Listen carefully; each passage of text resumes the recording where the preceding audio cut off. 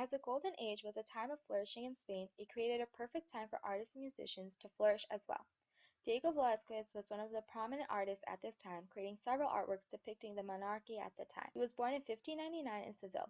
His first teacher was Francisco de Herrera, but he didn't like him, so he got another teacher, Francisco Pacheco, in 1610. Pacheco helped him a lot. Although he wasn't an amazing artist, he was an extraordinary teacher and a good-hearted person who had inspired Velázquez. Under his teaching, he met his daughter and married her. The time period after they got married, he created many artworks. Some of his most well-known artworks during this time period were Adoración de los Reyes Magos, La Vieja Friendo Huevos, El Aguador de Sevilla, and Bodegón a lo Divino. They all portrayed the lives of regular people in their everyday lives. He enjoyed this part of his life very much as he was able to paint what he desired to. Diego Velázquez was well known. People were amazed by his artwork. Several people would ask for him to paint them.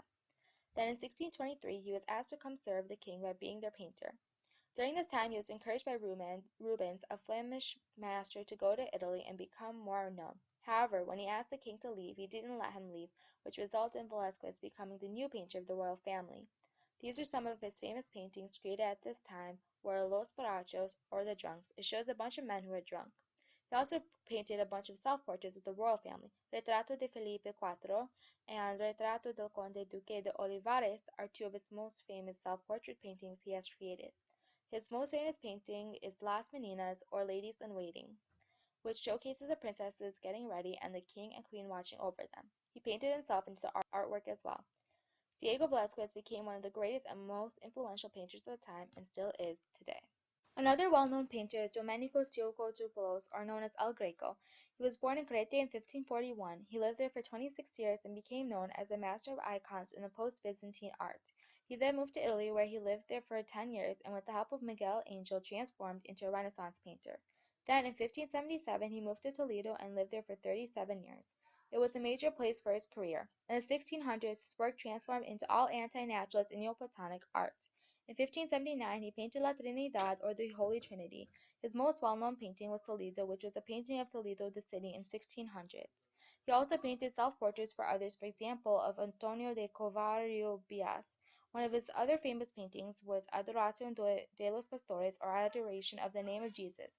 Most of his paintings depicted the importance of religion at the time. He created many art pieces during that time and are internationally known today. Just as artists flourished, so did musicians. Francisco Guerrero was one of the leading Spanish composers during the 16th century who made a huge impact at chapels and its education system for boys. He was born October 4, 1528 in Seville, Spain. He grew up in Seville as a choir boy.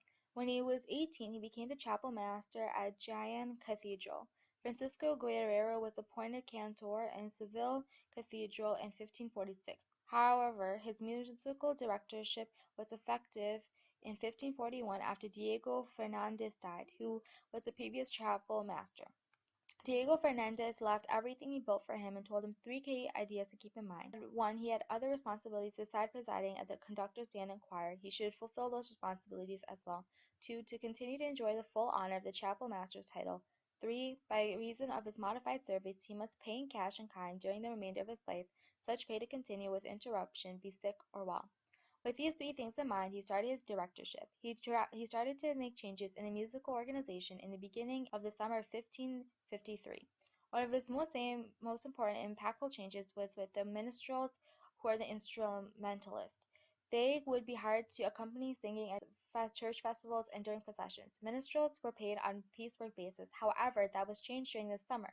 Guerrero offered them long-term contracts, which made them long-term salaried employees at the cathedrals. Over time, Francisco Guerrero became the master of the boys, along with rules for both him and his students. He also made differences in the education system for them, and it made a better system for the students. He also made minor changes, which made major changes. His reign sadly came to an end on November 8, 1592, when he died. Another musician, Alonso Lobo, also changed the music. He was born in 1555 and worked with polyphonic sounds, which is several sounds at once in music. He used it to create different types of music. Alonso Lobo had similar advancements as Guerrero. He died on April 5, 1670. Created using Powtoon.